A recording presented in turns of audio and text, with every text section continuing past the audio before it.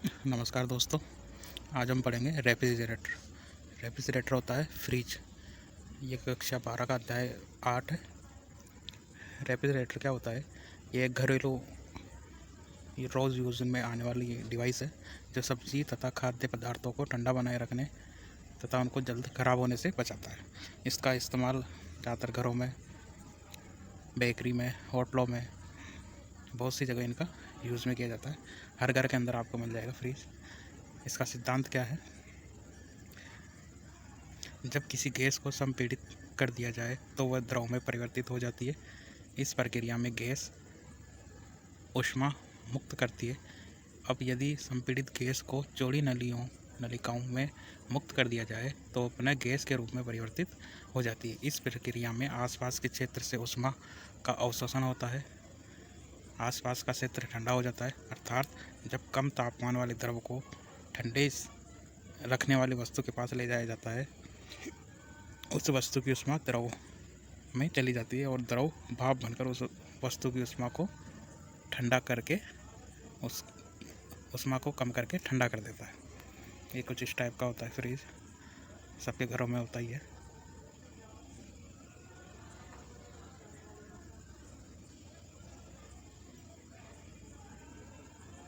इसके अंदर ये जो पूरा एरिया है, ये आइस एरिया होता है जहाँ पे बर्फ़ जमती है। यहाँ नीचे हम जो भी खाने पीने की चीज़ें जो भी होती है, सब्जी वब्जियाँ हैं जो, वो यहाँ रखते हैं। ये नली लगी होती है जिसके माध्यम से इसमें वाष्प आती है और जो भी आइटम रखा होता है उसको ठंडा करता है। ये वेंट फाइन्स है, ये सारी कंडेंसर कॉइल्स है। यहाँ पे एक कंप्रेसर मोटर लगी होती है। नेक्स्ट है इसमें कार्यप्रणाली कैसे काम करता है। ये कंप्रेसर विद्युत शक्ति के द्वारा प्रचलित प्रणाली में भरी गई गैस को संपीड़ित करता है। इस संपीड़ित गैस को तंग नलिकाओं में से गुजारा जाता है जहां यह ऊष्मा मुक्त कर द्रव का रूप ग्रहण कर लेती है। तंग नलिकाओं का जाल ही कंडेंसर कहलाता है और यह उपकरण के पीछे की ओर स्थापित किया जाता है जिससे कि मुक्त ऊष्मा वायुमंडल में फैल सके। जब संपीड़ित गैस को एक्सपेंशन वाल्व के द्वारा एवेपोरेट की चौड़ी नलिकाओं में से प्रवाहित किया जाता है तो द्रव पुनः गैस के रूप में परिवर्तित हो जाता है। इस प्रक्रिया में एवेपोरेटर के आसपास के क्षेत्र से ऊष्मा का अवशोषण होता है और वह ठंडा हो जाता है। एवेपोरेटर के बीच स्थित डीप फ्रीजर चैम्बर में बर्फ़ तथा आइसक्रीम जमाई जाती है, जो ऊपर वाला भाग होता है उसमें। रेफ्रिजरेटर के सामान्यतः शीतलन कक्ष में एक थर्मोस्टेट लगाया जाता है जो कक्ष का तापमान 4 डिग्री सेल्सियस से कम हो जाने पर कंप्रेसर को ऑफ कर देता है। इस प्रकार कक्ष का तापमान 4 डिग्री सेल्सियस से अधिक हो जाने पर थर्मोस्टेट कंप्रेसर को पुनः ऑन कर देता है। इस प्रकार सामान्यतः शीतलन कक्ष का तापमान पूर्व निर्धारित तापमान सीमा में नियंत्रित रहता है। डीप फ्रीज कक्ष का तापमान 5 डिग्री से 0 डिग्री सेल्सियस के बीच में रहता है। रेफ्रिजरेटर में प्राय capacitor start, capacitor run motor का प्रयोग किया जाता है। जो फ्रिज में जो मोटर लगाई जाती है कौन सी होती है? Capacitor start, capacitor run motor.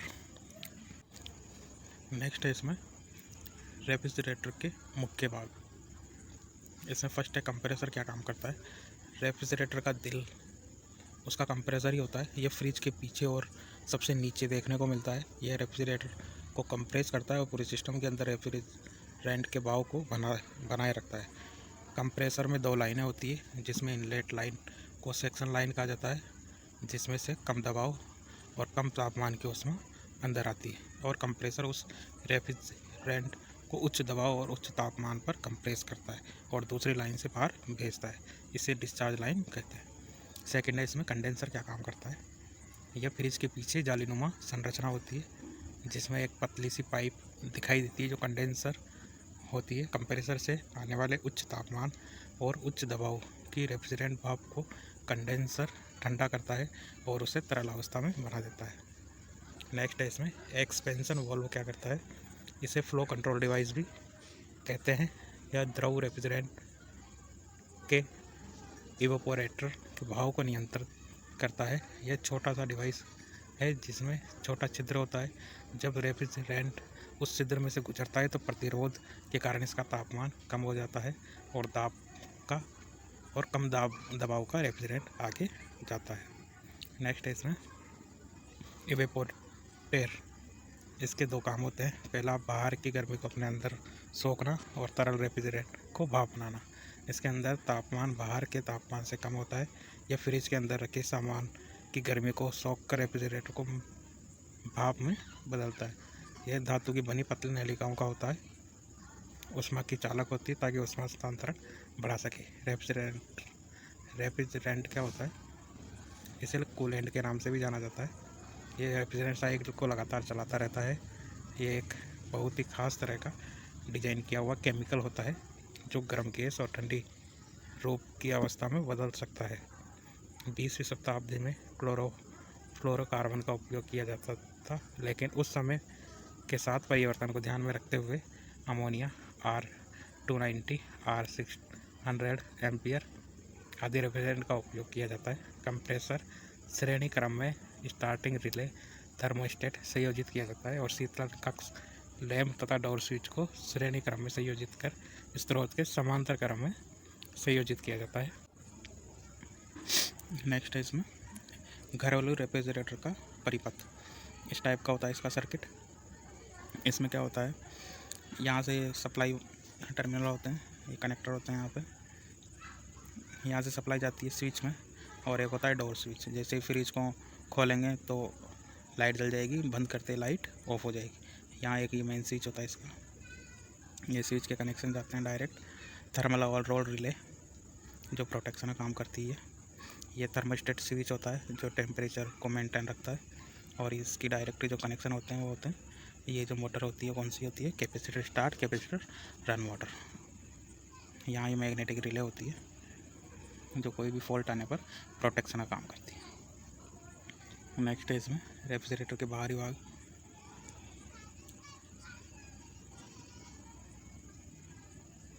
ये कुछ इस टाइप का होता है। ऊपर इसमें डोर स्विच है, अंदर एक एक्सपोरेटर फैन होता है। ये पूरा ऊपर वाला आइस पार्ट होता है।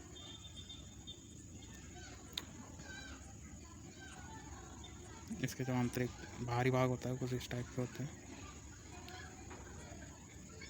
इसमें फर्स्ट है फ्रिज कंपार्टमेंट। घरेलू फ्रिज में सबसे ऊपर एक कंपार्टमेंट होते हैं जिसे बर्फ़ जमाने के लिए इस्तेमाल करते हैं। पानी को बर्फ़ बनाने के लिए कुछ समय लगता है। सभी फ्रिज में अलग अलग हो सकता है, अलग अलग डिज़ाइन के अकॉर्डिंग अलग अलग टाइप के फ्रिज मिल जाएंगे। नेक्स्ट है LED लाइट जो फ्रिज को खोलते समय जलती है और बंद करने पर बंद हो जाती है। स्विच होता है LED लाइट इसी स्विच से जुड़ी होती है। यह पुश बटन होते हैं। इजी स्लाइड ट्रे इसमें सामान रखने के लिए इस्तेमाल किया जाता है। थर्मोस्टेट कंट्रोल फ्रिज के अंदर के तापमान को नियंत्रित करने के लिए इसका इस्तेमाल किया जाता है। रेफ्रिजरेटर कंपार्टमेंट ये किसी भी प्रकार के खाद्य पदार्थ को ठंडा करने या लंबे समय तक चलाने के लिए रखते हैं। स्पेयर क्या होता है, यह फ्रिज का सबसे नीचे का हिस्सा होता है जिसका तापमान फ्रिज में सबसे अधिक होता है और इस पर फल सब्जियां रखे जाते हैं।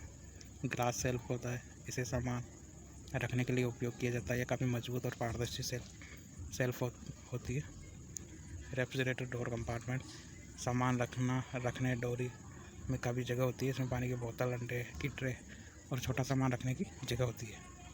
संरचना के आधार पर रेफ्रिजरेटर के प्रकार अलग अलग टाइप के अलग अलग रेफ्रिजरेटर होते हैं। जैसे इसमें फर्स्ट है इसमें टॉप फ्रिज रेफ्रिजरेटर। इसमें फ्रिज ऊपर वाले भागों में होता है। बॉटम फ्रिज रेफ्रिजरेटर इसमें फ्रिज रेफ्रिजरेटर के नीचे होता है। साइड बाई साइड रेफ्रिजरेटर इसमें फ्रिज और रेफ्रिजरेटर दोनों एक दूसरे के बगल में होते हैं। बिल्ट इन रेफ्रिजरेटर इसमें सारे कैबिनेट अलग अलग होते हैं। कॉम्पैक्ट रेफ्रिजरेटर इसमें छोटी छोटी यूनिट्स होती है जो टाइम स्पेस में फिट हो जाती है। फ्रेंच डोर रेफ्रिजरेटर इसमें डोर टॉप में होती है। काउंटर डेप्थ रेफ्रिजरेटर की डिज़ाइन वाइडर डायमेंशन के साथ की गई है। फ्रीजर लेस रेफ्रिजरेटर में फ्रिज के लिए अलग से कंपार्टमेंट बने हुए होते हैं। रेफ्रिजरेटर ड्रावर्स डिश वॉशर की तरह होता है। इसमें सिर्फ एक काउंटर होता है जो ऊपर की ओर खुलता है। फ्रिज के रखरखाव के तरीके, किस प्रकार से हमें इसको रखना चाहिए, ये कुछ पॉइंट है जो आप इसमें से पढ़ लीजिए। वीडियो को पॉज करके इन सब पॉइंट का हमें ध्यान रखना चाहिए। ज़्यादातर हम सब ध्यान रखते ही हैं, गर्म भोजन नहीं रखना चाहिए।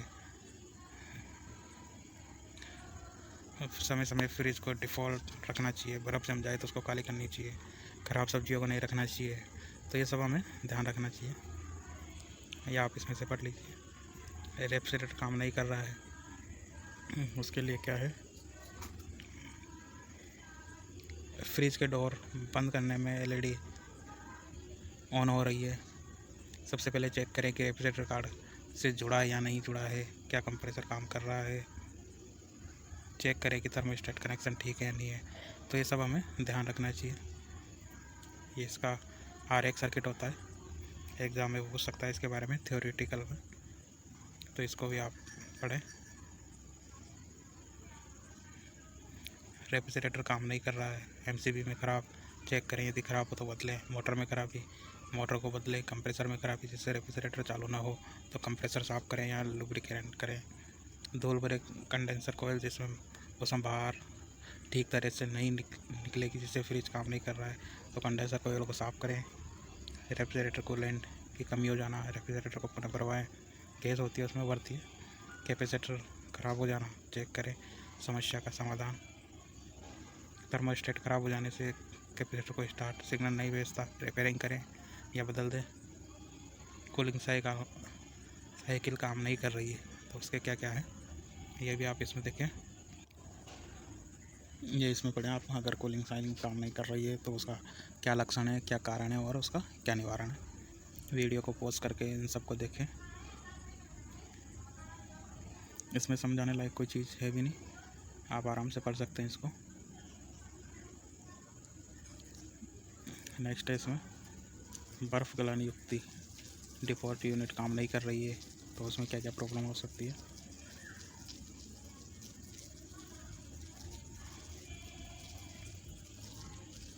बर्फ़ गलन युक्ति ठीक से काम नहीं कर रही है तो उसमें क्या प्रॉब्लम हो सकती है, वो इसमें दिया हुआ है।